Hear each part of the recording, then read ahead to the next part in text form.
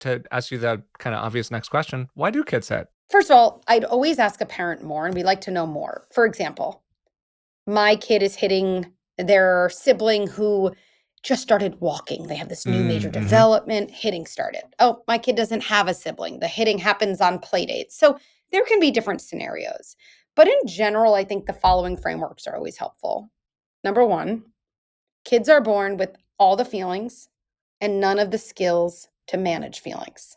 And if you think about that gap, you can almost look high, like feelings up here, skills down low. That gap explains basically every bad behavior. If a kid feels frustrated and doesn't have a skill to manage frustration, the frustration will often come out of their body as a hit. If a kid feels jealous and doesn't have a skill, jealousy can come out. For all I know, a kid just feels worried.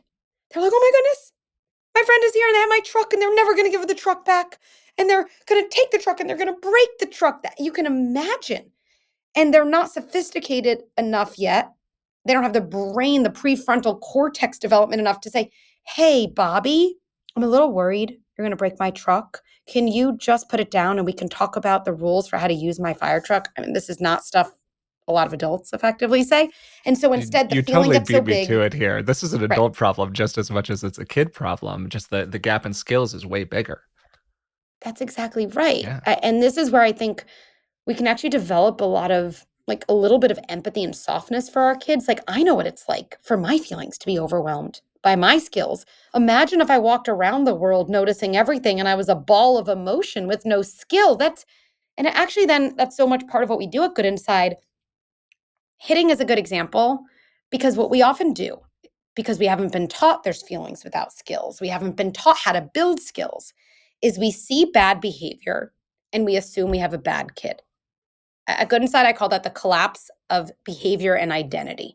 You see something on the surface, it's something someone does, and you assume you know everything about the person, who someone is. And yes, we also do this in adulthood, right? Oh, they're late to work, they're lazy. Like, Yeah. whoa, that's a big thing. And then what ends up happening is we don't respond to our kids' behavior. We respond to this idea that they're a bad person, which is why we say things like, what's wrong with you? Right? Or go to your room. Or we just get so overwhelmed that we aren't even responding to the behavior. We're kind of just responding to our overwhelm about the behavior. So Mm. let's say this other framework where I'm like, okay, number one, an assumption I have about my kid is they're a good kid. I have a good kid having a hard time, not a bad kid doing bad things. As soon as you say I have a good kid having a hard time, you separate behavior, whatever they're doing, because they're having a hard time, from identity. Good kid. And you remember, wait, they just don't have the skills to manage jealousy when they're playing with their sibling. Okay. So now I would handle it very differently. First of all, before I let my kids play alone in a room, if Charlie has a hitting problem, why am I setting up Charlie to smack his brother Bobby every single time I know this is going to happen? So I might say before, Charlie, let's talk about what's going to happen if Bobby has your favorite fire truck. Oh, that's going to be tricky. It's hard to have two kids with one truck. What could we do? And I might even do something I call emotional vaccination. You might feel jealous, which is like, oh, I want that truck. Oh, I need that truck.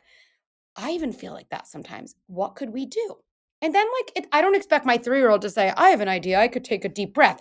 But I'm just putting the idea in their head. Yeah. I'm giving them a little preview, which helps the feeling when it comes be less surprising. When you feel jealous or when you really want that truck, do you think you could say, I want that truck, which, by the way, is a far superior option to hitting? And I might even practice that with my kid. This whole thing takes, by the way, 25 seconds. It Mm-hmm. sounds, there's not some lengthy process. Now, when Charlie and Bobby start playing together, as much as I'd want to just be in the other room reading or scrolling on my phone, whatever I'd want to do, I'm going to start and set up Charlie for success. I'm going to sit there. I might even say, look, I'm going to sit there in the beginning of when you and Bobby are playing together. It's so hard to share one fire truck. I trust you. I know you're a good kid, but my job is to keep you safe. So I'm just going to make sure. And if at any point it seems like so hard to keep your hands to yourself, I'm going to pull you to the side then. We're going to take a deep breath and I'm going to make sure you stay safe. For example, I might workshop that with a parent and then they could be like, oh, am I reinforcing behavior? Whatever the questions come up, we can answer. But now I have an alternative to this just kind of always punishing, always yelling, kind of always feeling frustrated at Charlie kind of cycle. And now there's actually a way to get out of it in a productive way.